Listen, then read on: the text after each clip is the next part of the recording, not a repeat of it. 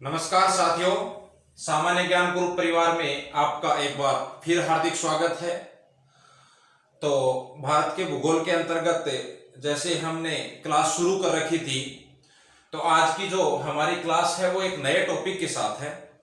और हमारा जो नया टॉपिक है वो है भारत के अपवाह तंत्र से संबंधित, जिसके अंतर्गत हम भारत की जो प्रमुख नदियां हैं, प्रमुख नदी तंत्र हैं, उनके बारे में गहनता से चर्चा करेंगे। तो देखिए, अपवाह तंत्र के अंदर हम जितने भी भारत की जो नदियां हैं उनके बारे में हमें पढ़ने वाले हैं, और साथ साथ में कुछ ऐसी चीजें नदियों से संबंधित है, मतलब नदियों से संबंधित हम क्या क्या पढ़ेंगे। नदी तंत्र पढ़ेंगे हम। सबसे पहले हम नदी तंत्र के बारे में समझाएंगे कि नदी तंत्र होता क्या है, ठीक है। उसका अपवाह पढ़ेंगे कि अपवाह है यानी वो नदी कहां कहां से बहती है, उसका अपवाह पढ़ेंगे। उस नदी के ऊपर जितने भी बांध बने हुए हैं उनके बारे में हम चर्चा करेंगे, और बांध के तहत जितनी भी परियोजनाएं चलती हैं उन परियोजनाओं के बारे में भी हम चर्चा करेंगे। हालांकि ये हमारा जो टॉपिक है वो अलग से भी रहेगा इस टॉपिक के बाद में, लेकिन फिर भी हम कोरिलेट करते हुए हम इसको यहाँ पे पढ़ने की कोशिश करेंगे, ठीक है। तो देखिए, सबसे पहले नदी तंत्र की यदि हम बात करते हैं तो नदी तंत्र का मतलब ये है कि एक जो प्रमुख नदी होगी, एक मुख्य नदी होगी, प्लस उस नदी में मिलने वाली जितनी भी नदियां हैं, मतलब जितनी भी सहायक नदियां हैं, यानी कहने का मतलब हमारे पास नदी तंत्र के अंदर क्या होगा, एक मुख्य नदी होगी, और मुख्य नदी के अलावा जितनी भी सहायक नदियां होंगी वो पूरा का पूरा सिस्टम कहलाता है रिवर सिस्टम या नदी तंत्र। यानी नदी तंत्र के अंदर हम नदी तंत्र के हिसाब से ही हम पढ़ने वाले हैं, ठीक है। तो जिसके अंतर्गत हमारे दो कॉन्सेप्ट क्लियर होंगे, एक तो मुख्य नदी का, और साथ साथ में आजकल ये कॉन्सेप्ट बहुत ज्यादा चल रहा है। कई बार डायरेक्ट पूछ लेते हैं कि ये नदी निम्न में से किसकी सहायक नदी है, और कई बार ऐसे भी पूछ लेते हैं निम्न में से कौन सी नदी इस नदी की सहायक नदी नहीं है। इसलिए हम नदी तंत्र के अंदर पूरा इस तरह से पढ़ेंगे, ठीक है। ये ध्यान रखने वाली बात है। तो देखिए, यदि हमें इसको अपवाह तंत्र को पढ़ें तो इसको भी हम दो तरीके से पढ़ सकते हैं। एक तरीका तो ये हो सकता है इसका विभाजन का, कि यानी हिमालय की जो भी नदियां हैं भारत के लेवल पे पढ़ने वाले हम, इसलिए ये जो विभाजन है वो सब सर्वमान्य है। एक तो हम हिमालय की जितनी भी नदियां हैं उनको पढ़ेंगे, और एक हम जो दक्षिण का प्रायद्वीप पठारी प्रदेश है या दक्षिण की जो नदियां हैं उनको हम एक साथ पढ़ेंगे। तो दो पार्टों में हम पढ़ सकते हैं। तो पहले हम हिमालय की नदियों के बारे में हम यहाँ पर आपसे चर्चा करने वाले हैं। तो देखिए, सबसे पहले हिमालय की नदियों के अंतर्गत आज का जो हमारा टॉपिक रहेगा वो टॉपिक रहेगा सिंधु नदी तंत्र। कौन सा रहेगा? सिंधु नदी तंत्र। साथ साथ में आप कॉपी पेन लेके बैठ सकते हैं, इसको बना सकते हैं साथ साथ में, और जो भी इससे संबंधित मोटे मोटे फैक्ट हैं उनको आप लिख सकते हैं। तो आज का जो हमारा टॉपिक है वो है सिंधु नदी तंत्र। सिंधु नदी तंत्र कोशिश हम ये करेंगे कि आज की क्लास में हम इसको कंप्लीट करें, लेकिन फिर भी नहीं होता है तो हम जोर जबरदस्ती नहीं करेंगे, इसको दो पार्टों में पढ़ेंगे। तो जो सिंधु नदी तंत्र है उसके अंतर्गत जैसे आपको यहाँ पे बताया था, नदी तंत्र का मतलब है कि एक यहाँ पर होगी मुख्य नदी, एक यहाँ पे होगी मुख्य नदी। तो मुख्य नदी जिस नदी तंत्र का नाम होगा वही उसके मुख्य नदी होगी। इसका मतलब मुख्य नदी हमारे पास कौन सी रहने वाली है, तो वो रहने वाली है सिंधु नदी। कौन सी रहने वाली है? सिंधु नदी। प्लस हम क्या करेंगे, इसकी सहायक नदियां पढ़ेंगे। सहायक नदियों के अंतर्गत जैसे हम मुख्य रूप से इसकी 5 सहायक नदियों के बारे में पढ़ते हैं, और वो कौन सी हैं? झेलम है, फिर चिनाब है, रावी है, व्यास है, सतलज है। इनके बारे में हम डिटेल से पढ़ेंगे। इसके अलावा कुछ अन्य नदियां हैं उनके बारे में भी हम बात कर सकते हैं, जैसे जास्कर है, श्योक है, सॉरी श्योक है, गिलगित है, गिलगित है, काबुल है, काबुल है, खुर्रम है, ये कुछ अन्य नदियां हैं। लेकिन हमारा जो मेन फोकस रहेगा, हालांकि हम अन्य जो सहायक नदियां हैं उनके बारे में थोड़ी थोड़ी चर्चा करेंगे, हमारा जो मेन फोकस रहेगा सिंधु नदी तंत्र के अंदर वो इस पे रहेगा। इसकी एक मुख्य नदी होगी सिंधु नदी, बाकी इसकी ये 5 सहायक नदियां हैं। इनसे संबंधित क्वेश्चन बहुत ज्यादा पूछे जाते हैं, तो ये 5 सहायक नदियों के बारे में हम चर्चा करेंगे, एक एक के बारे में हम यहाँ पर चर्चा करने वाले हैं। तो सिंधु नदी तंत्र के अंदर हम मुख्य नदी, सबसे पहले हम बात करने वाले हैं सिंधु नदी के बारे में। तो देखिए सबसे पहले हम सिंधु नदी की बात करते हैं, तो इसका स्क्रीनशॉट लीजिए आप।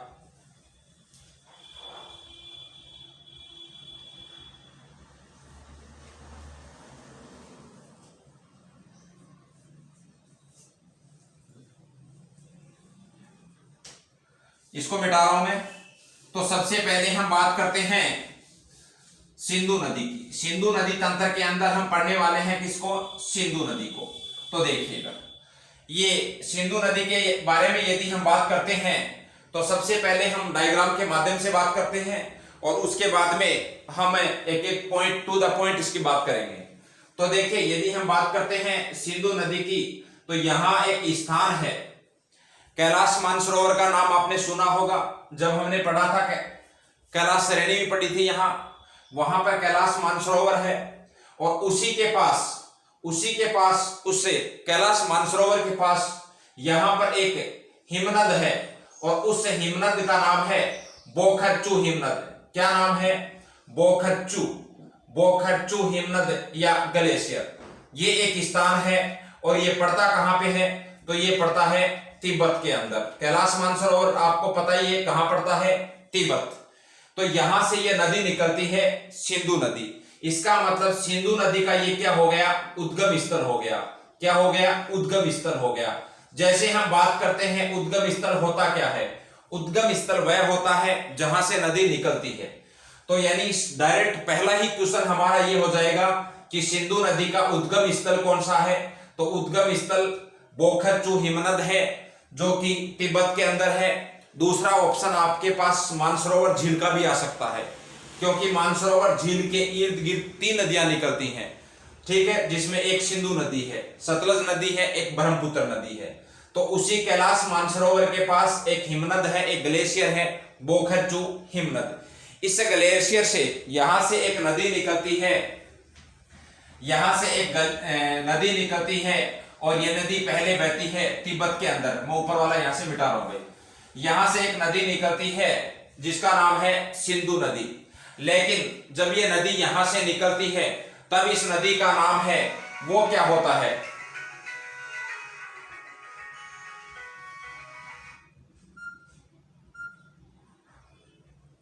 एक मिनट। जब ये नदी यहां से निकलती है तब इस नदी को क्या कहते हैं? तो इस नदी को कहते हैं सिंगी खवान। इधर लिखता हूं मैं, एक मिनट। जब यहां से ये नदी निकलती है तब इसका नाम है सिंगी खवान। क्या नाम है? सिंगी खवान। कहने का मतलब है, क्वेश्चन ये पूछा जाएगा कि सिंधु नदी का उद्गम स्थल पे क्या नाम है? तो इसका उद्गम स्थल पे नाम है सिंगी खवान। क्या नाम है? सिंगी खवान। दूसरा इसका नाम है शेरमुख। शेरमुख कहते हैं बोखर्चू हिमनद को, जैसे गौमुख कहते हैं ना, वैसे ही ये शेरमुख। तो यानी कहने का मतलब ये है सॉरी, कि जब सिंधु नदी अपने उद्गम स्थल बोखर्चू हिमनद से निकलती है तब इस नदी को किस नाम से जाना जाता है? सिंगी खवान के नाम से जाना जाता है।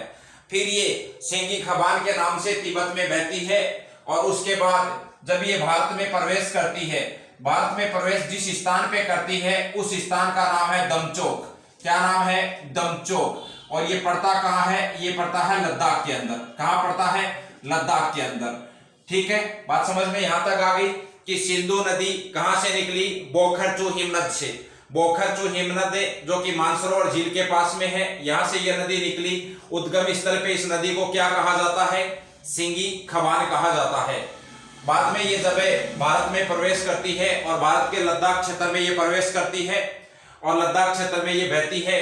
जब ये लद्दाख क्षेत्र में भारत में प्रवेश करती है तब इसका नाम तब वो किस स्थान पे प्रवेश करती है? दमचौक। उसके बाद ये आगे ये नदी बहती है और फिर लद्दाख है, फिर लद्दाख से बहती हुई जो पीओके का क्षेत्र है उस पीओके के क्षेत्र से आगे ये बहती है और बहने के बाद आगे फिर ये पाकिस्तान में चली जाती है और पाकिस्तान में बहने के बाद पाकिस्तान में ये आगे मैदानी भाग में बहती है और पाकिस्तान में एक इस शहर का नाम है जिसका नाम है कराची।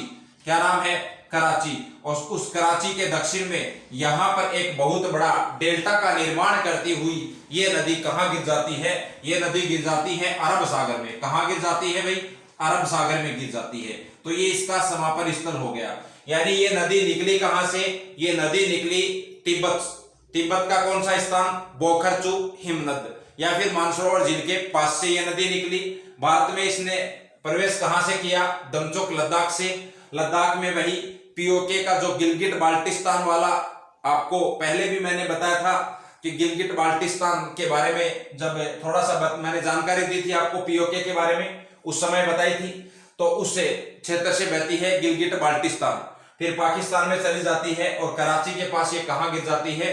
अरब सागर में गिर जाती है। यहां तक बात क्लियर होगी। अब इसके संबंध में देखिए क्या क्या हमें और चीजें याद रखनी है।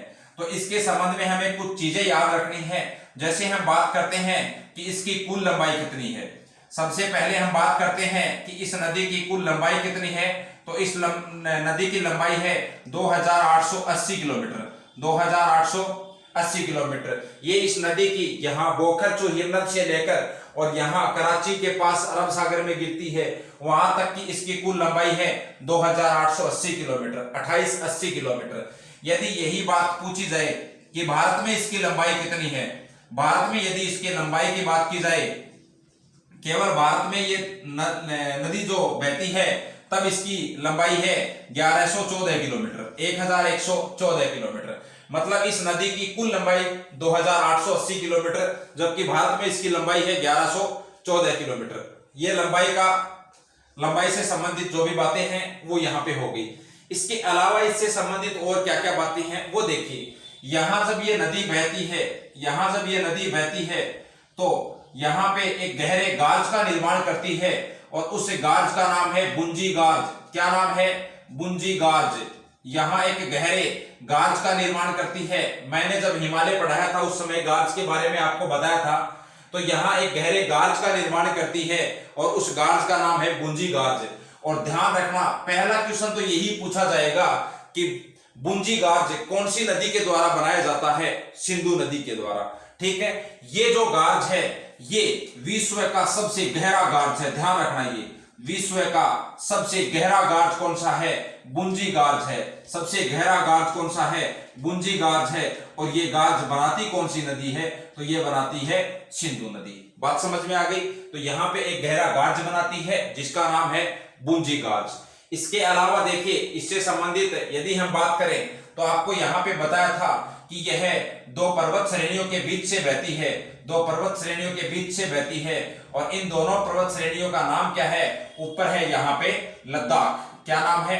लद्दाख। और नीचे यहाँ पे क्या नाम है? इसका नाम है जास्कर। क्या नाम है? जास्कर। तो ये दो पर्वत श्रेणियों की ये क्वेश्चन पूछा हुआ है, ध्यान रखना। ये क्वेश्चन पूछा हुआ है कि सिंधु नदी कौन कौन सी पर्वत श्रेणियों के बीच से बहती है? लद्दाख और जास्कर। ठीक है। तो इन दोनों के बीच से बहती है। वापिस मैं थोड़ा सा रिपीट कर रहा हूं, इसके बाद में हम आगे बात करेंगे कि सिंधु नदी बोखरचू हिमनद से निकलती है। ये इसका उद्गम स्थल है। उद्गम स्थल पे इसे सिंगी खवान के नाम से जाना जाता है। बाद में जब ये आगे बहती है तो भारत के लद्दाख क्षेत्र में दमचौक नामक स्थान में प्रवेश करती है।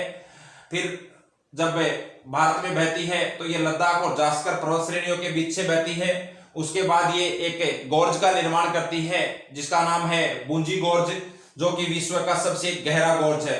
और फिर पाकिस्तान में चली जाती है और कराची के पास ये अरब सागर में एक बहुत बड़े डेल्टा का निर्माण करते हुए गिर जाती है। इसकी कुल लंबाई पूछे तो इसकी कुल लंबाई 2880 किलोमीटर है और भारत में इसकी लंबाई पूछे तो वो 1114 किलोमीटर है।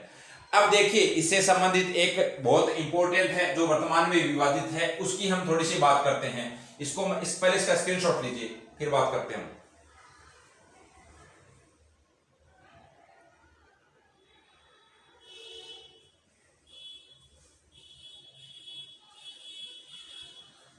यहां से मैं थोड़ा सा मिटा रहा हूं, साथ साथ में आप बना सकते हैं इसको। ये बात तो क्लियर हो गई कुंजी गाज वाली, कुल लंबाई वाली।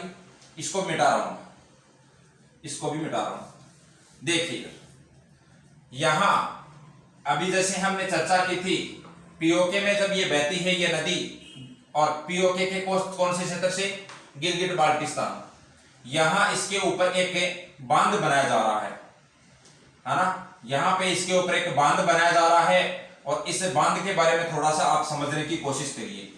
इस बांध का नाम क्या है? इस बांध का नाम है डायमर भाषा बांध। क्या नाम है? डायमर भाषा बांध।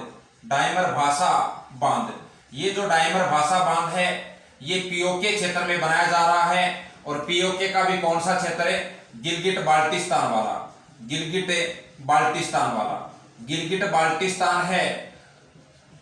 गिलगिट बाल्टिस्तान वाला जो क्षेत्र है उसमें सिंधु नदी के ऊपर पाकिस्तान है, वो एक बांध बना रहा है, डायमर भाषा बांध है। क्योंकि पीओके वर्तमान में अधिकार किसका है? पाकिस्तान का, तो पाकिस्तान ही बना रहा है, तो एक डायमर भाषा बांध बना रहा है पाकिस्तान। और ये जो पाकिस्तान ये बांध बना रहा है, इस बांध में सहयोग किसका है? सहयोग है इसमें इसके पापा जी का, अर्थात चीन का। तो पाकिस्तान का सहयोग इसमें कौन कर रहा है? चीन कर रहा है, जिसमें जो चीन की भागीदारी होगी वो 70% होगी, और पाकिस्तान की भागीदारी होगी वो 30% होगी। ठीक है, इन दोनों की ये भागीदारी होगी 70% और 30%। हालांकि ये जो बांध है, इस बांध के बारे में देखिए, ये जो बांध है ये अब से ही चर्चा में नहीं है। ये बांध पाकिस्तान बनाने की सोच रहा था 1980 के दशक से, लेकिन तब वो नहीं बना पाया, और फिर 1998 में पाकिस्तान ने क्या है, इसका प्रारूप तैयार किया। फिर बाद में धीरे धीरे बाद में इसको बनाने की सोची, और ये इधर उधर घूमा पैसों के लिए, क्योंकि ये तो कटोरा लेके घूमता है ना। जब ये इधर उधर घूमा तो जहां भी ये जाता, जिस भी संस्था के पास, तो ये क्षेत्र आपको बताया था कि ये क्षेत्र है क्या, विवादित है। और विवाद किसके बीच में है? भारत और पाकिस्तान के बीच में। तो जिस भी संस्था के पास जाएगा पैसे मांगने के लिए, वो संस्था क्या करती है? वो कहती है कि आप दोनों, भारत और पाकिस्तान के बीच विवादित है, तो आप एक काम करिए, पहले भारत से यस करवाइए। भारत यस करेगा क्या? नहीं करेगा। इसलिए क्या है, इसको किसी ने भी पैसे नहीं दिए, चीन ने भी नहीं दिए थे एक बार। तो बाद में हुआ ये था कि 2018 में चाइना राजी हो गया, क्योंकि चाइना तो चाहता ही ये है कि जितनी हो सके भारत को समस्या पैदा की जाए। और बाद में लास्ट में अभी हाल में इसके ऊपर समझौता हो गया है 2020 के अंदर, और 2020 में भारत और पाकिस्तान और चीन के बीच एक समझौता हुआ। उस समझौते के तहत चीन इसकी आर्थिक मदद करेगा, और यहाँ पर एक बांध बनेगा, डायमर भाषा बांध। ये जो बांध है, इस बांध की जो ऊंचाई होगी वो ऊंचाई होगी 272 मीटर। उसकी ऊंचाई कितनी होगी? 272 मीटर होगी। और ये जो बांध है, इस बांध की जो विद्युत उत्पादन क्षमता होगी वो होगी 4500 मेगावाट। 4500 मेगावाट। ठीक है, साथ में आपको पता ही है, ऊपर से चीन पाकिस्तान आर्थिक गलियारा, इकोनॉमिक कॉरिडोर जा रहा है वहां से, उसका भी हिस्सा बना लेगा ये, क्योंकि चाइना तो चाहता ही यही है। ठीक है, तो ध्यान रखना, ये पूछ सकते हैं ये, क्योंकि ये हाल ही में करंट में ही ये विवादित रहा है, या फिर करंट में ही चर्चा में रहा है, इसलिए ये पूछ सकते हैं कि डायमर भाषा बांध का संबंध कौन सी नदी से है? तो सिंधु नदी से है ये। ठीक है ना, ध्यान रखना ये। तो ये है डायमर भाषा बांध, इसका स्क्रीनशॉट लीजिए आप।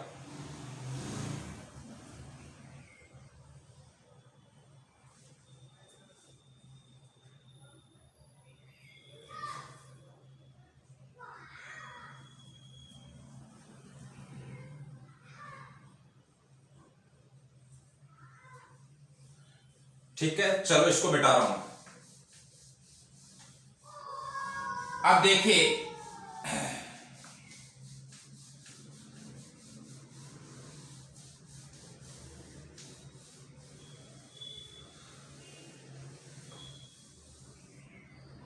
देखिए, यहां पे हम एक जल समझौते की बात करते हैं, सिंधु नदी से संबंधित है, और उस जल समझौते का नाम है सिंधु नदी जल समझौता।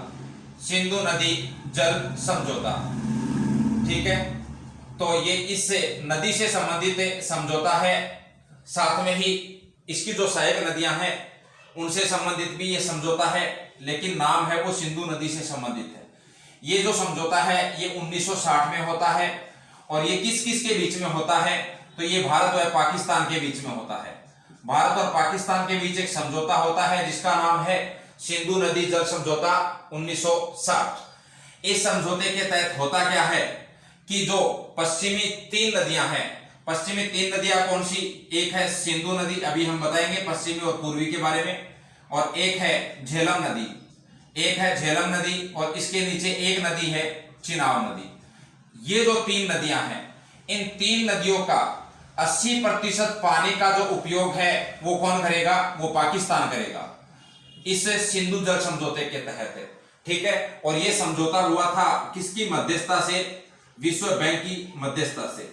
ये क्वेश्चन भी पूछा हुआ है ये कि सिंधु नदी जल समझौते जो भारत और पाकिस्तान के बीच हुआ उसकी मध्यस्थता किसने की थी, तो विश्व बैंक ने की थी। तो हम बात कर रहे थे कि जो पश्चिमी 3 नदियां हैं सिंधु, झेलम, चिनाब, इसके 80% पानी का उपयोग पाकिस्तान करेगा, जबकि 20% पानी का उपयोग कौन करेगा, भारत करेगा।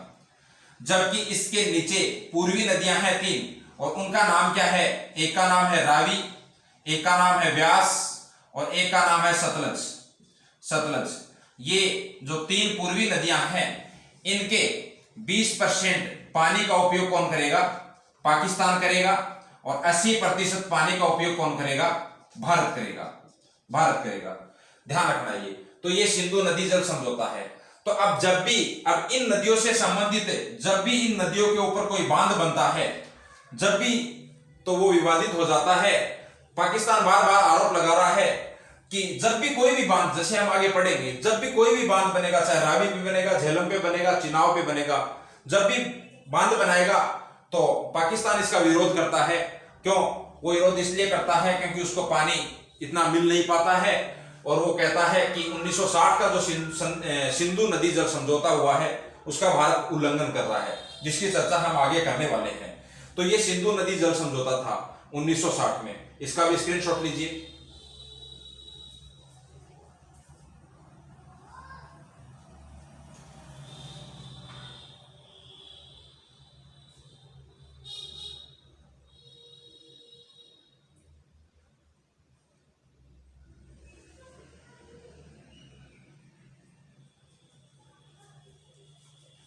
चलो इसको मिटाते हैं। तो ये हो गई आपकी सिंधु नदी। सिंधु नदी क्लियर हो गई तो फटाफट कमेंट बॉक्स में जवाब दीजिए सिंधु नदी। इसके बाद में एक नदी है, इसकी सहायक नदी, और उसका नाम है झेलम नदी। कौन सी नदी? झेलम नदी।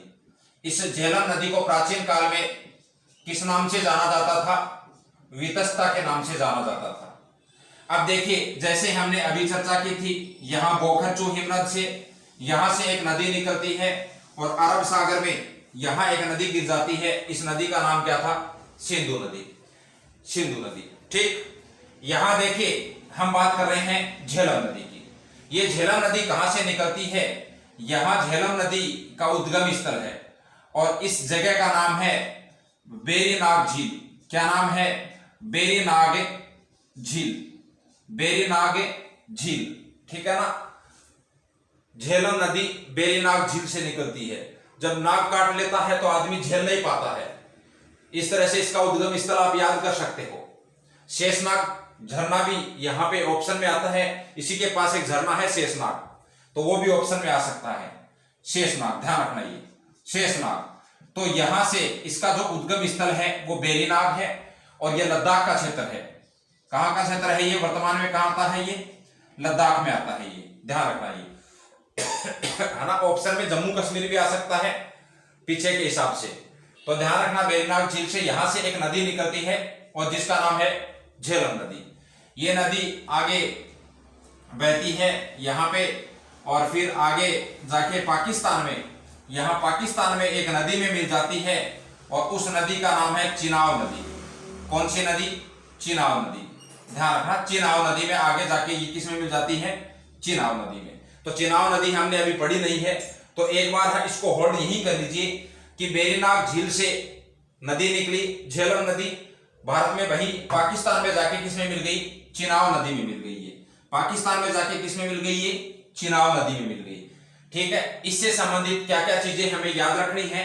तो देखिए, यदि हम इसकी कुल लंबाई की बात करें, यदि हम इसकी कुल लंबाई की बात करें तो इसकी जो कुल लंबाई है वो है 724 किलोमीटर। कितनी, 724 किलोमीटर। तो यानी झेलम नदी की जो कुल लंबाई है वो है 724 किलोमीटर।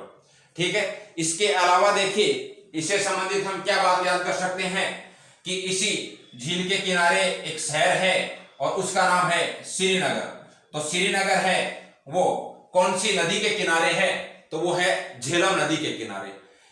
एक देखिए, ये जो नदी है ये एक झील से गुजरती है और उस झील का नाम है वुलर झील। क्या नाम है, वुलर झील। वुलर झील से गुजरती है। तो कहने का मतलब ऐसे भी कह सकते हैं कि इस नदी के किनारे एक झील है जिसका नाम है वुलर झील। तो इस नदी के किनारे दो चीज हो गई, एक श्रीनगर हो गया और एक हो गया वुलर झील। बात क्लियर हो गई। यानी कहने का मतलब वेरीनाग अर्थात शेषनाग से एक नदी निकली जिसका नाम है झेलम, जिसे प्राचीन काल में वितस्ता के नाम से जाना जाता था। उसके बाद इस नदी के किनारे श्रीनगर बसा हुआ है। आगे चलते हैं तो ये वुलर झील में गिरती है, फिर वुलर झील से आगे चली जाती है ये और चिनाब नदी में जाके मिल जाती है ये पाकिस्तान के अंतर्गत। बात यहां तक क्लियर हो गई। अब देखिए यहाँ पे क्या चीज और आपको याद रखनी है, इसका स्क्रीनशॉट लीजिए, फिर इसको मिटाता हूं।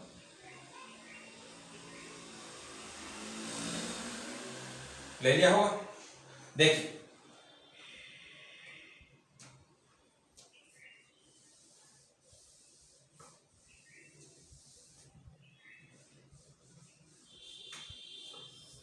ये अपनी नदी थी जिसका नाम है झेलम।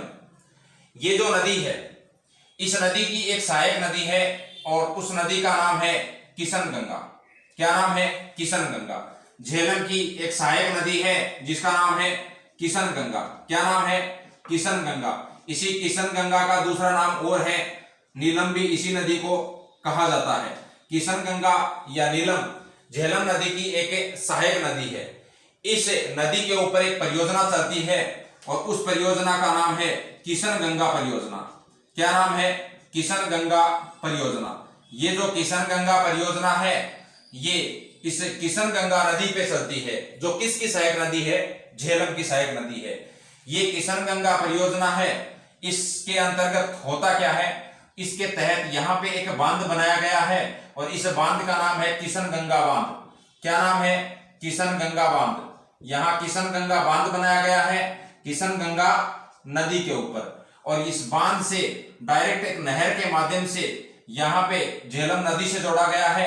और झेलम नदी का भी कौन सा स्थान है, वुलर झील। कौन सा स्थान है, वुलर झील। इस वुलर झील से एक नहर के माध्यम से किशन गंगा बांध से जोड़ा गया है किशन गंगा नदी से। ठीक है, और यहाँ पे इसके तहत क्या किया जाता है, जल विद्युत उत्पादन किया जाता है और इसकी कुल जो विद्युत उत्पादन क्षमता है वो है 333 मेगावाट। 333 मेगावाट।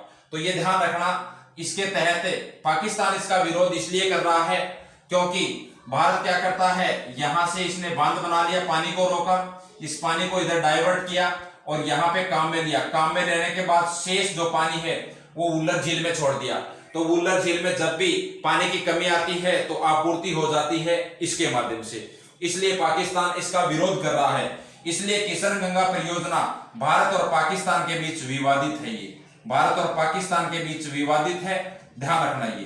तो ये क्वेश्चन पूछा जा सकता है कि किशन गंगा परियोजना है वो किस किस के बीच में है, विवादित है। तो भारत और पाकिस्तान के बीच ये विवादित है। तो ये है किशन गंगा नदी, ये झेलम नदी की सहायक नदी है। कई बार ध्यान रखना, ये कई बार एक बार क्वेश्चन आया था उसमें किशन गंगा नदी ऑप्शन में नहीं था, उसमें झेलम नदी ऑप्शन में था, तो भी सही है ये, ध्यान रखना। ये समझा दिया है आपको पूरा का पूरा मैटर।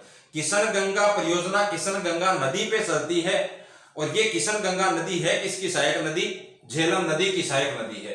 ठीक है, तो ये पूरा का पूरा मैटर है आपका किशन गंगा परियोजना से संबंधित। ध्यान रखना, बहुत इंपॉर्टेंट है ये, बहुत इंपॉर्टेंट है ये। इसका स्क्रीनशॉट लीजिए, इसके अलावा इसके ऊपर 2 परियोजना और चलती हैं, उनकी भी बात करते हैं। इसका स्क्रीनशॉट लीजिए आप।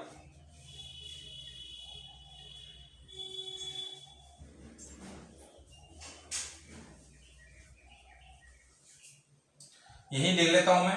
जो अन्य परियोजनाएं चलती हैं 2 इसके ऊपर परियोजनाएं, उनका नाम भी इसके साथ ही लिख लेना यहां पे। उसका नाम है, एक है उरी और एक है तुलबुल। उरी और एक तुलबुल, ये जो दोनों परियोजना है ये किस पे चलती हैं? ये झेलम नदी के ऊपर चलती है। ये मुख्य जो झेलम नदी है उनके ऊपर चलती है, उरी और एक तुलबुल। जबकि किशन गंगा परियोजना है वो किशन गंगा नदी पे चलती है। स्क्रीनशॉट लीजिए, फिर नेक्स्ट नदी के बारे में बात करते हैं।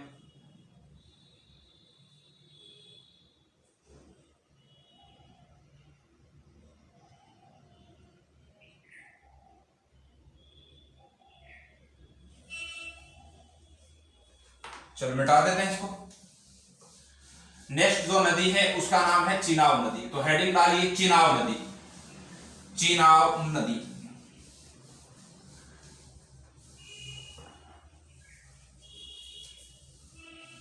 चिनाब नदी। नेक्स्ट हमारी नदी कौन सी है? नेक्स्ट हमारी नदी है चिनाब नदी।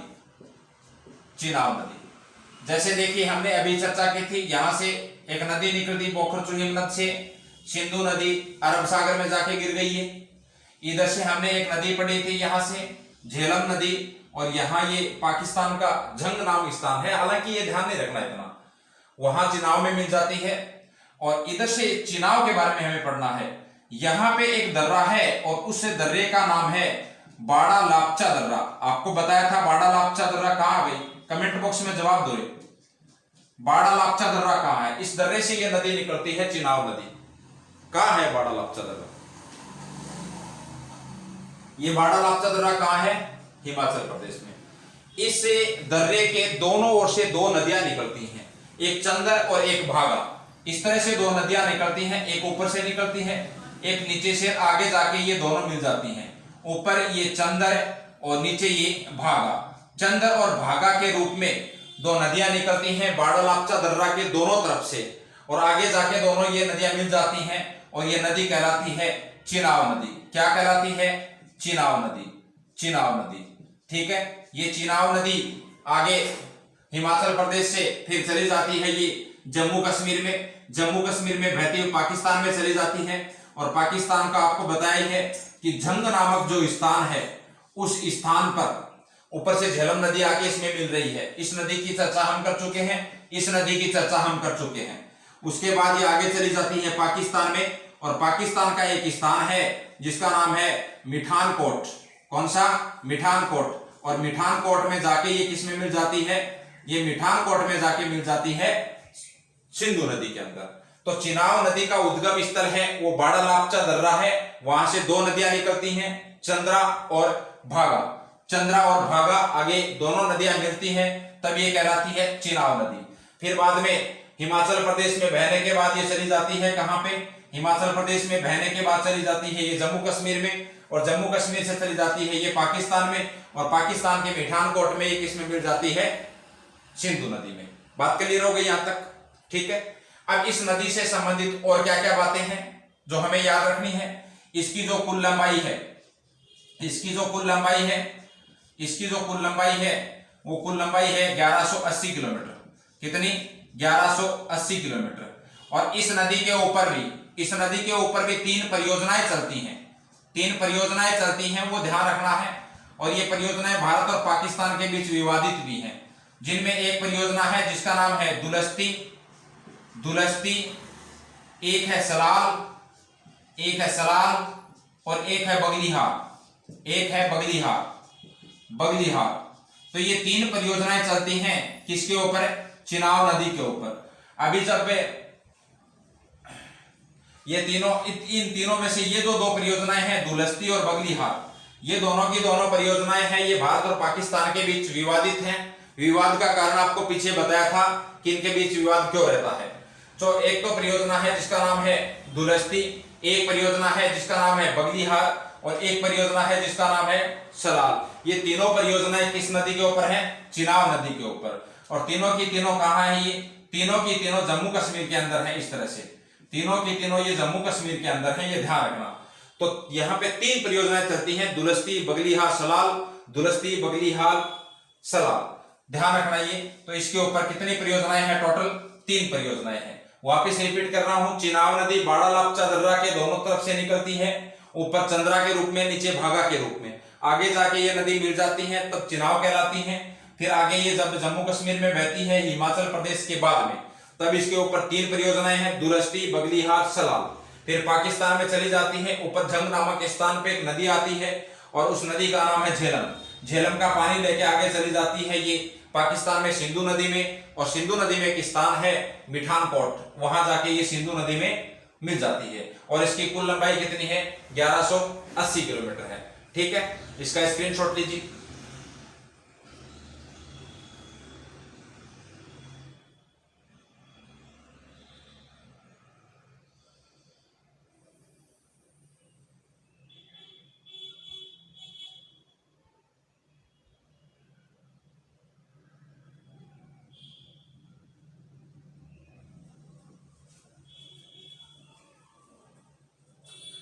नेक्स्ट, चिनाब नदी के बाद हम बात करते हैं रावी नदी की।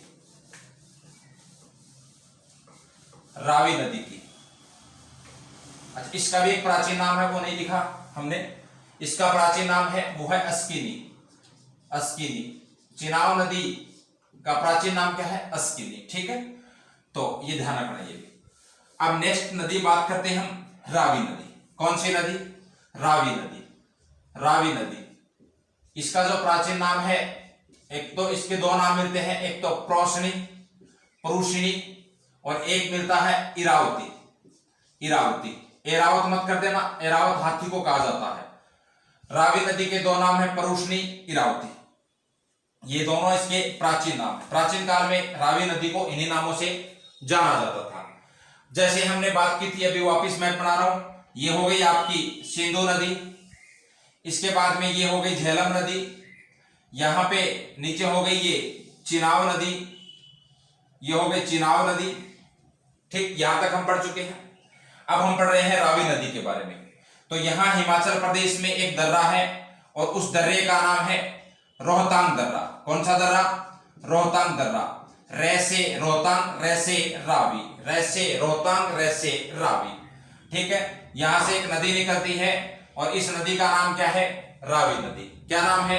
रावी नदी। ये हिमाचल प्रदेश में बहती है, उसके बाद पंजाब में चली जाती है, और फिर बाद में आगे जाके ये पाकिस्तान में किस में मिल जाती है? ये चिनाब नदी में मिल जाती है, सिंधु सागर नामक स्थान पर। और यहां पर जो ये नदी है, कौन सी? रावी नदी। कौन सी? रावी नदी।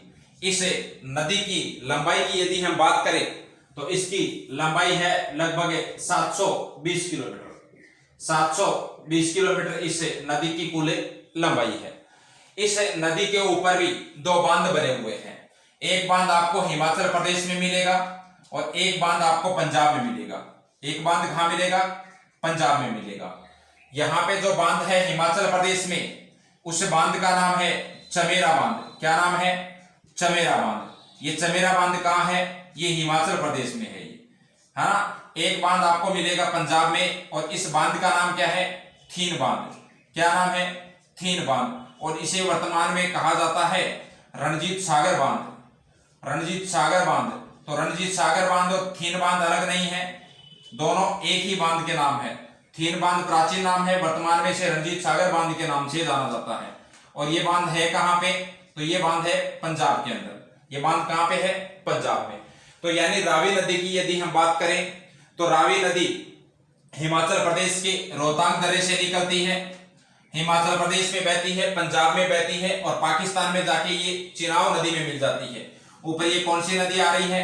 चिनाब नदी आ रही है। इस चिनाब नदी में मिल जाती है। इस नदी की कुल लंबाई कितनी है? 720 किलोमीटर है। और ये जो नदी है इसके ऊपर 2 बांध है, एक चमेरा बांध है जो हिमाचल प्रदेश में है और एक थीन बांध है, इसे ही रणजीत सागर बांध के नाम से जाना जाता है। और ये कहां पे है? पंजाब में है। तो ये आपकी है रावी नदी। स्क्रीनशॉट लीजिए इसका भी।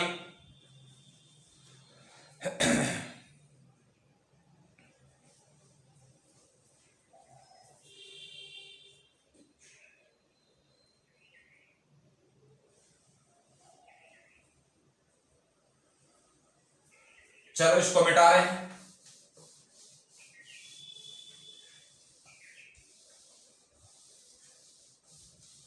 रावी नदी के बाद हम अगली नदी की बात करते हैं और उस नदी का नाम है व्यास नदी।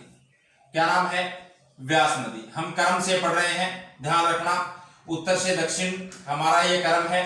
व्यास नदी का प्राचीन नाम था विपाशा। क्या नाम था? विपाशा। ध्यान रखना, ये विपाशा।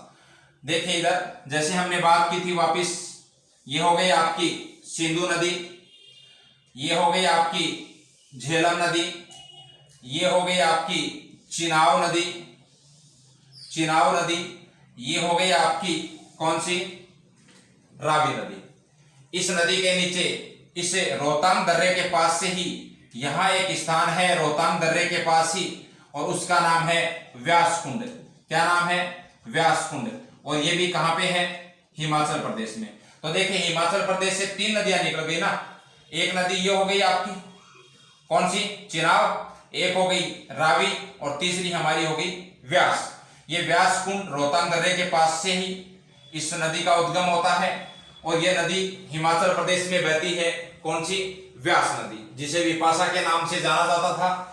आगे जाके ये पंजाब में चली जाती है, और पंजाब में ये नदी, पंजाब के अंदर ये नदी मिल जाती है सॉरी सतलज नदी के अंदर। यहां मैं थोड़ा सा ड्रॉ कर रहा हूं, सतलज नदी। ये नदी कौन सी है आपकी?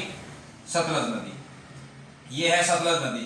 तो यहां जाके सतलज नदी में मिलती है व्यास नदी, और जिस स्थान पे मिलती है उसका नाम है हैरी के बैराज। क्या नाम है? हैरी के बैराज। तो हैरी के बैराज, और ये पड़ता कहां पे है? पंजाब के अंदर। कहां पड़ता है? पंजाब के अंदर। तो यानी व्यास नदी रोहतांग दर्रे के पास व्यास कुंड से निकलती है, जो हिमाचल प्रदेश में पड़ता है। हिमाचल प्रदेश में बहने के बाद पंजाब में आ जाती है, और पंजाब का एक स्थान है हैरी के बैराज। उस स्थान पर ये जाके सतलज नदी में मिल जाती है, और इस हैरी के बैराज से एक नहर निकाली गई है, और उस नहर का नाम है इंदिरा गांधी नहर। इंदिरा गांधी नहर, जिसे पहले राजस्थान नहर के नाम से जाना जाता था। ये जो इंदिरा गांधी नहर है राजस्थान की प्रमुख नहर है, ठीक है, और ये नहर यहीं से निकलती है व्यास और सतलज नदियों के संगम स्थल से। तो ये व्यास नदी है, और इस जो व्यास नदी है इसकी यदि हम कुल लंबाई की बात करें, इसकी यदि हम कुल लंबाई की बात करें तो 460 किलोमीटर है। इन 6 नदियों में सबसे छोटी नदी कौन सी है? व्यास नदी है। ठीक है, ध्यान रखना। इस व्यास नदी के ऊपर 2 बांध बनाए गए हैं, और ये दोनों बांध हैं ये आपके हिमाचल प्रदेश में है, जिसमें एक का नाम है पोंग बांध, एक का नाम है पोंग बांध, और एक का नाम है पंडोह बांध। एक का नाम है पंडोह बांध। और ये दोनों बांध आपकी कहाँ है? ये दोनों बांध हिमाचल प्रदेश में। किस नदी पर? व्यास नदी के ऊपर। और इन दोनों बांधों को मिलाकर यहाँ एक परियोजना चलती है, जिसे कहते हैं व्यास परियोजना। क्या कहा जाता है? व्यास परियोजना। और ये दोनों बांध हैं कहाँ पे? हिमाचल प्रदेश में। ध्यान रखना, ये आगे व्यास परियोजना के बारे में हम डिटेल से पढ़ेंगे। तो व्यास परियोजना के तहत 2 बांध हैं, पोंग और पंडोह बांध। बात क्लियर होगी? तो ये आपकी है व्यास नदी। इसका स्क्रीनशॉट लीजिए, फिर इसकी जो सहायक नदी है सतलज, उसके बारे में हम चर्चा करते हैं।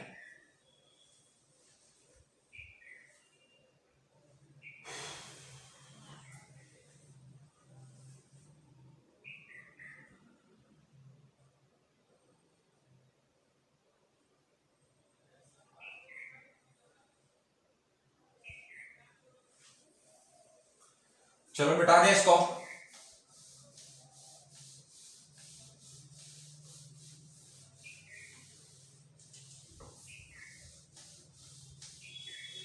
अब देखिए, अब हम इसकी लास्ट सहायक नदी है सतलज नदी। कौन सी? सतलज नदी। तो हम सतलज नदी की बात करते हैं, तो ऊपर बार बार बताने की जरूरी नहीं है, थोड़ा सा। ये हो गई आपकी सिंधु, सिंधु के नीचे ये हो गई आपकी झेलम, फिर ये हो गई आपकी चिनाव, चिनाव, फिर ये हो गई आपकी रावी, और यहां पे हमने देखा था अभी कौन सी? व्यास। ठीक है, तो यहां देखिए, यहां मानसरोवर झील के पास में यहां एक स्थान है जिसका नाम है राकस ताल। मानसरोवर झील के पास ही एक स्थान है जिसका नाम है राकसताल। यहां से एक नदी निकलती है और उस नदी का नाम क्या है? सतलज नदी। क्या नाम है? सतलज नदी। तो मानसरोवर झील के पास से ही तिब्बत के अंदर एक स्थान है राकसताल या राक्षसताल। यहां से एक नदी निकलती है जिसका नाम है सतलज नदी। बाद में जब ये भारत में प्रवेश करती है तो आपको बताया था कि भारत में ये एक दर्रे से प्रवेश करती है और उस दर्रे का नाम क्या है? शिवकिला दर्रा। कौन सा दर्रा? शिवकिला दर्रा। तो शिवकिला दर्रा के माध्यम से ये भारत में प्रवेश करती है और बाद में ये पड़ता कहाँ है? हिमाचल प्रदेश में। कहाँ पड़ता है ये? हिमाचल प्रदेश में। फिर ये हिमाचल प्रदेश में बहती है, फिर पंजाब में बहती है और पंजाब में हैरी के बैराज में एक नदी आके मिलती है और उसका नाम क्या है? उसका नाम है व्यास। यहाँ हैरी के बैराज है और इस हैरी के बैराज के ऊपर से नदी आ रही है जिसका नाम क्या है? व्यास। तो व्यास नदी ऊपर से इसमें मिल जाती है और आगे जाके ये फिर चिनाव में अपना पाकिस्तान में पानी छोड़ देती है और फिर ये पांचों एक साथ मिलकर यहाँ मिथनकोट में अपना पानी सिंधु नदी में छोड़ती है। तो ये है आपकी सतलज नदी। इस सतलज नदी की यदि हम कुल लंबाई की बात करें, यदि हम इसकी कुल लंबाई की बात करें, इसकी कुल लंबाई है वो 1460 किलोमीटर है। कितनी? 1460 किलोमीटर है। और यदि भारत में इसकी लंबाई की बात करें तो भारत में इसकी लंबाई है वो 1080 किलोमीटर है। कितनी है? 1080 किलोमीटर है। और इस नदी के ऊपर एक परियोजना चलती है जिसका नाम है भाखड़ा नांगल परियोजना। हालांकि ये परियोजना बहुत बड़ी है इसलिए हम इस डिटेल से चर्चा बाद में करेंगे, लेकिन फिर भी हम थोड़ी सी बात यहाँ पे करते हैं। जिसके तहत भाखड़ा नांगल परियोजना के तहत एक बांध बनाया गया है जिसका नाम है भाखड़ा बांध। और ये भाखड़ा बांध कहाँ पे है? तो ये हिमाचल प्रदेश में है। और एक इसके ऊपर बांध बनाया गया है जिसका नाम है नांगल बांध। क्या नाम है? नांगल बांध। और ये नांगल बांध कहाँ पे है? तो ये नांगल बांध है पंजाब में है। ये ध्यान रखना, ये कंफ्यूज होने वाली चीज होती है यहाँ पे, ठीक है ना। भाखड़ा बांध है वो हिमाचल प्रदेश में है, नांगल बांध है वो कहाँ पे है? पंजाब में। इन दोनों बांधों के तहत यहाँ पे एक परियोजना चलती है और इसका नाम क्या है? भाखड़ा नांगल परियोजना। भाखड़ा नांगल बहुउद्देशीय परियोजना। भाखड़ा नांगल बहुउद्देशीय परियोजना। जैसे नाम से दिख रहा है बहुउद्देशीय का मतलब क्या होता है? यानी ऐसी परियोजना जिसके तहत बहुत सारे उद्देश्यों की पूर्ति होती है, जैसे पेयजल, विद्युत उत्पादन, सिंचाई, ठीक है। तो ये भाखड़ा नांगल बहुउद्देशीय परियोजना है जिसके तहत दो बांध हैं, एक भाखड़ा बांध जो हिमाचल प्रदेश में है, एक नांगल बांध जो पंजाब में है। ये जो भाखड़ा बांध है ये इसकी ऊंचाई है वो 225.55 मीटर 55 मीटर है, या फिर हम कहें तो 226 मीटर। इसकी ऊंचाई 226 मीटर है और इस दृष्टि से ये भारत का दूसरा सबसे ऊंचा बांध है। भारत का दूसरा सबसे ऊंचा बांध है ये। भारत का दूसरा ऊंचा बांध कौन सा है? तो भाखड़ा बांध है ये, जिसकी ऊंचाई कितनी है? 226 मीटर। तो भारत का सबसे ऊंचा बांध कौन सा है? भारत का सबसे ऊंचा बांध कौन सा है? ये आपको कमेंट बॉक्स में जवाब देना है और उसकी ऊंचाई भी आपको बतानी है। भारत का सबसे ऊंचा बांध कौन सा है, उसका नाम लिखना है, उसकी ऊंचाई बतानी है। भारत का दूसरा सबसे ऊंचा बांध है ये भाखड़ा बांध है। ध्यान रखना, ये भारत का सबसे ऊंचा कंक्रीट निर्मित गुरुत्वीय बांध है। कंक्रीट निर्मित गुरुत्वीय बांध है। यदि गुरुत्वीय बांध की बात करें सबसे ऊंचे की, तो वो कौन सा है? वो आपका भाखड़ा बांध है। इसके बारे में हम चर्चा कर चुके हैं, ठीक है। तो ध्यान रखना, भारत का सबसे ऊंचा बांध कौन सा है वो आपको बताना है। भारत का दूसरा सबसे ऊंचा बांध है वो भाखड़ा बांध है, जबकि भारत का सबसे ऊंचा कंक्रीट निर्मित गुरुत्वीय बांध है वो आपका बांध कौन सा है? तो वो आपका बांध है भाखड़ा बांध, ठीक है। तो ये आपकी है सतलज नदी, है ना। तो ये राक्षस ताल है, यहां से ये नदी निकलती है, शिवकिला दर्रे हिमाचल प्रदेश में प्रवेश करती है, फिर यहां पंजाब में बहती है, फिर पाकिस्तान में चली जाती है, ठीक है। तो ये आपकी हो गई सतलज। इसका भी एक प्राचीन नाम है, इसे कहा जाता था सतुद्री नदी के नाम से जाना जाता था इसे, ठीक है ना। तो ये आपकी हो गई कौन सी? सतलज नदी। इसका स्क्रीनशॉट लीजिए।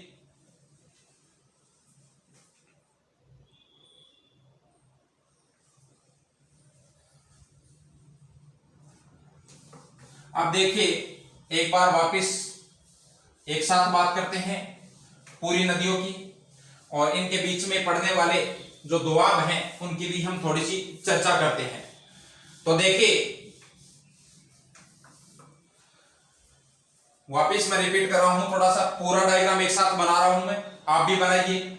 यहां एक स्थान है मानसरोवर झील के पास, बोखरचू हिमनद, यहां से एक नदी निकली और भारत में प्रवेश किया, दमचौक लद्दाख में पीओके में बही, और फिर बाद में पाकिस्तान में कराची के पास एक डेल्टा बनाती हुई गिर गई, और इस नदी का नाम क्या है? सिंधु नदी। क्या नाम है? सिंधु नदी। ठीक, ये हो गई आपकी सिंधु नदी। यहां से वेरीनाग झील से एक नदी निकली झेलम, उसके बाद जम्मू कश्मीर में बहने के बाद पाकिस्तान में चली गई, इसको यही होल्ड कर दीजिए। इसका नाम क्या है? झेलम नदी। क्या नाम है? झेलम नदी। झेलम के नीचे यहां से चंदर और भागा के रूप में यहाँ पे दो नदियां फिर आगे मिल गई, चिनाब नदी, फिर इसके बाद ये भी हिमाचल प्रदेश में बहने के बाद चली गई जम्मू कश्मीर और पाकिस्तान में, ऊपर से यहां से एक नदी आ गई झेलम, और ये जाके मिथनकोट में कहा मिल गई? सिंधु नदी में। इस नदी का नाम क्या है? चिनाब। इस नदी का नाम क्या है? चिनाब। यहां से एक नदी निकलती है रावी, रोहतांग दर्रे से, यहां पे वही ये हिमाचल प्रदेश से निकली, आगे जाके पाकिस्तान में कहा मिल गई ये? तो पाकिस्तान में ये मिल गई चिनाब नदी में, और इस नदी का नाम क्या है? रावी नदी। इसके नीचे हमने यहां से एक नदी पड़ी रोहतांग दर्रे के जस्ट पास व्यासकुंड से, और इस नदी का नाम क्या है? व्यास नदी। इसको यही छोड़ दीजिए, ब्यास। इसका सही नाम ब्यास है, ब्यास। इसकी स्पेलिंग ऐसे मिलती है आपको, BEAS, ब्यास। ठीक है, और यहीं इसके पास से तिब्बत से एक नदी निकल के आई, और यहां भारत में एक दर्रे से एक नदी प्रवेश की, और इसका नाम क्या है? सतलज नदी। ये सतलज नदी आगे पंजाब में यहां हैरी के बैराज है, यहां आके और फिर बाद में चिनाब में मिल गई जाके, और इस नदी का नाम क्या है? सतलज नदी। क्या नाम है? सतलज नदी। अब देखिए, यहां हम बात कर रहे थे किसकी? दोआब की। दोआब का अर्थ क्या होता है? दो नदियों के बीच निर्मित भूमि का जो क्षेत्र है वो क्या कहलाता है? दोआब। तो यहां एक दोआब ये बन रहा है, एक दोआब ये बन रहा है, एक दोआब ये बन रहा है, एक दोआब ये बन रहा है, एक दोआब ये बन रहा है। हालांकि हमने पहले भी चर्चा की थी, थोड़ा सा रिपीट कर लेता हूं। तो सतलज नदी और ब्यास नदी के बीच का जो दोआब है, उस दोआब का नाम क्या है? बिस्त दोआब। कौन सा? बिस्त दोआब।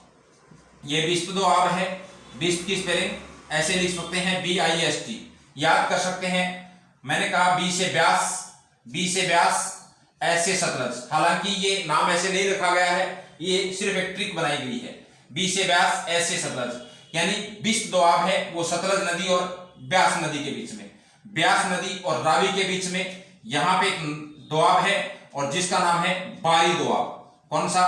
बारी दोआब। इसको भी आप याद कर सकते हैं, BARI से, बी से ब्यास और आर से रावी, आर से रावी। रावी और चिनाब के बीच में यहां एक दोआब है, और जिसका नाम है रचना दोआब।